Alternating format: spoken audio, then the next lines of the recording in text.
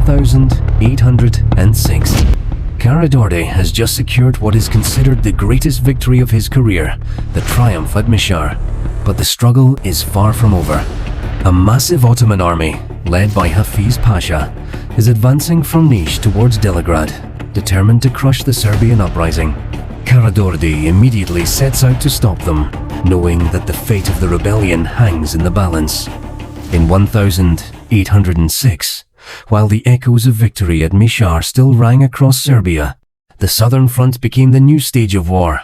Hafiz Pasha was advancing from Niš with a powerful army, determined to push down the Morava Valley toward the heart of the uprising.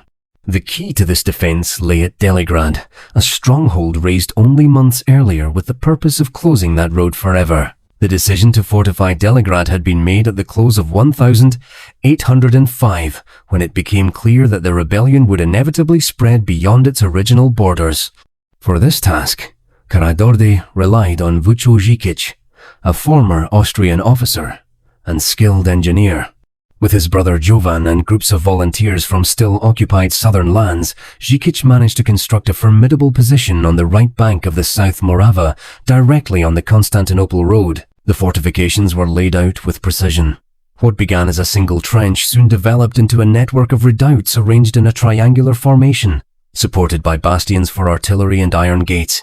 Beneath the ramparts stretched underground shelters, large enough to hide entire battalions with their horses, all reinforced with timber and thick layers of earth. Palisades crowned the defenses, while trenches and obstacles guarded every approach. Supplies of food, water, and ammunition, along with cannons taken from the fortress of Smederevo, ensured the defenders could endure even the longest siege. Žikić would not live to see the great test of his work, for he fell shortly after the construction was finished. Command then passed to Petar Dobrinjak, under whose leadership the fortress became the bulwark of the south. On the opposite bank of the Morava, the Topoljak fortification was raised, and together they formed a locked barrier across the valley. By the summer of 1806, as the Ottoman columns pressed forward, Deligrad stood ready not just as earth and timber, but as the line on which the fate of the Serbian uprising would be decided. Ibrahim Pasha, an Albanian nobleman from the influential Bushatli family, was the supreme commander of the large Ottoman army tasked with crushing the Serbian uprising. As the governor of Rumelia and Scutari, he could recruit troops from a vast area, Gjakova and Peć, through Prizren, Pristina, and Vranje, all the way to Edirne, Vidin, and Leskovac.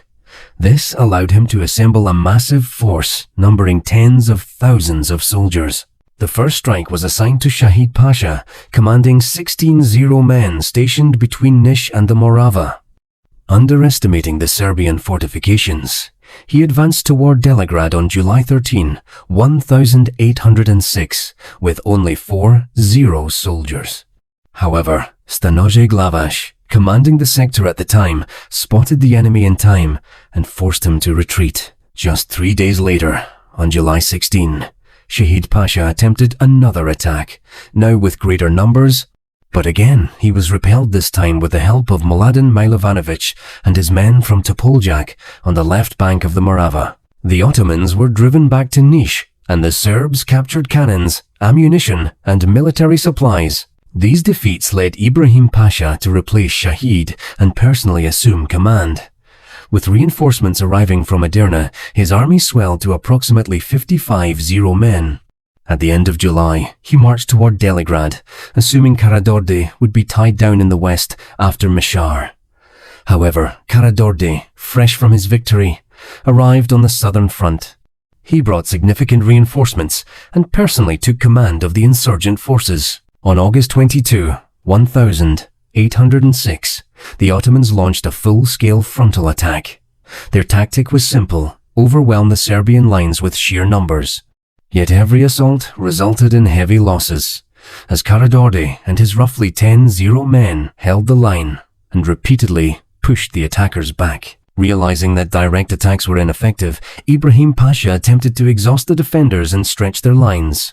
The fighting continued for weeks, often in bloody clashes and counterattacks.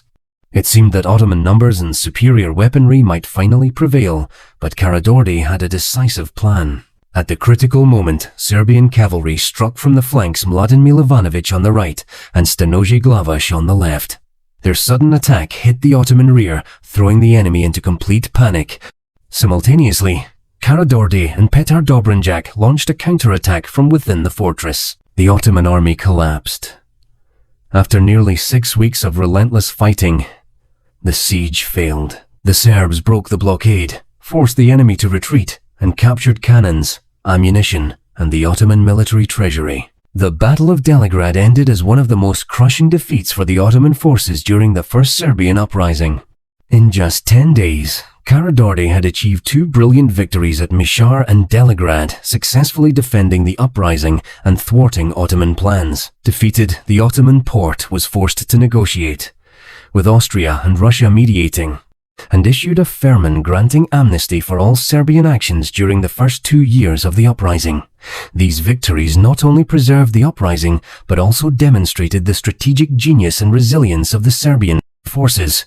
The courage and discipline shown at Deligrad inspired further resistance and strengthened the morale of the nation. For years to come, these battles would be remembered as defining moments in the struggle for Serbian independence.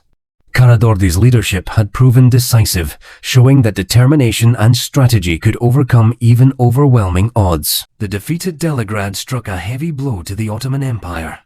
Ibrahim Pasha, though a powerful governor from the prestigious Bushatli family, lost his prestige, and the Porte for the first time was forced to acknowledge that the Serbian uprising was not a passing revolt, but a real war. For the Serbs, these victories brought more than military security. Karađorđe, in the eyes of the people, became the true vojd, the symbol of resistance, and a leader capable of outwitting and overpowering a much stronger enemy. His name was now spoken with both respect and awe, while his authority among the Serbian dukes grew stronger than ever. News of the Serbian success reached the capitals of Europe. In Vienna and St. Petersburg, the rebels began to be seen as a nation capable of fighting for its own freedom, opening the way for Serbia's first steps toward diplomatic recognition and the attention of the great powers. Thus, after Deligrad, the Serbian struggle entered a new phase, not only as a rebellion against the Sultan, but as a movement gaining international significance and a clear historical mission.